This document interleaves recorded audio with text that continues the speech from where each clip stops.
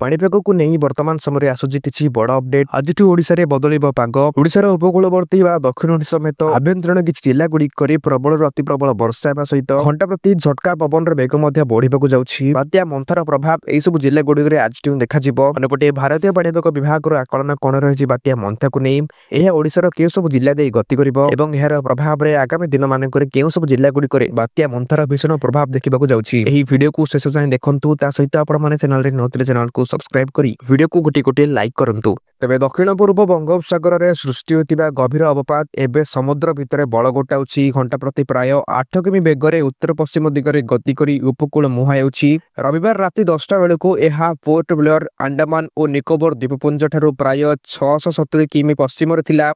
चेन्नई ठारू 720 किमी पूर्व दक्षिण पूर्व ठारू विशाखापट्टनम ठारू 790 किमी दक्षिण पूर्व और गोपालपुर ठारू 900 किमी दक्षिण दक्षिण पूर्व दिगरे रहिथिला आसंता 12 घंटा मध्य यह पश्चिम उत्तर पश्चिम दिगरे गति करी दक्षिण पश्चिम और संलग्न पश्चिम केंद्रीय बंगोपसागर उपरे बात्या मंथारे परिणत हेबो यह परे उत्तर पश्चिम दिगरे गति करी आसंता 28 तारिख सकाळ सुद्धा भीषण बात्यारे परिणत होई उत्तर पश्चिम दिगरे गति करिबो एवं आसंता 28 तारिख संध्या किंबा राति काकीनाडा पाखापाखि मछलीपट्टनम और कलिंगपट्टनम मध्य आंध्र प्रदेश उपकूल अतिक्रम कर स्थलभाग छुईवा समय पवन बेग घंटा प्रति 90 ରୁ 100 किमी मध्य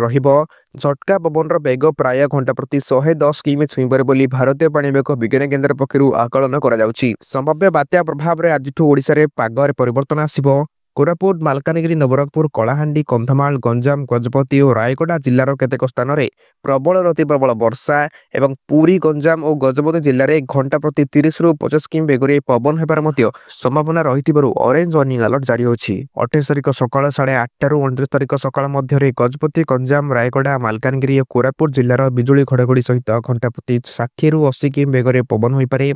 एसहित प्रबल वर्षा थी सब जिला गुड़ी को लाल चेतावनी दी जाए समय मध्य नवरंगपुर कलाहांडी कंधमाल नयगढ़ खोर्धा और पुरी जिलार केतेक स्थान में घंटा प्रति 50 ରୁ 70 किमी बेगर पवन सहित प्रबल अति प्रबल वर्षा संभावना थी सब जिला गुड़ी को ऑरेंज वार्निंग अलर्ट जारी होछि परवर्ती 24 घंटे रायगड़ा मालकानगिरी कोरापुट नवरंगपुर और कलाहांडी जिले में प्रबल अति प्रबल वर्षा होगा सहित घंटा प्रति 60 ରୁ 80 किमी बेगर पवन बेग सब जिला गुड़ी को रेड वार्निंग दी जाए सहित नुआपड़ा नवरंगपुर बलांगीर बौद्ध कलाहांडी कंधमाल नयगढ़ खोर्धा और पुरी जिलार केतेक स्थान में प्रबल अति प्रबल वर्षा सह घंटा प्रति 50 ରୁ 70 किमी बेगर पवन होइपारे अन्यपटे भारतीय पाणीपाग विभाग आकलन अनुसार आसंता 27 तारिख संध्यार दक्षिण ओडिशा उपकूल और संलग्न अंचल में पवन बेग पड़िबो सहित 29 तारिख सकाळ मध्य दक्षिण ओडिशा उपकूल में 60 ରୁ 80 किमी एवं उत्तर ओडिशा उपकूल में 50 ରୁ 60 किमी बेगर पवन बहिपारे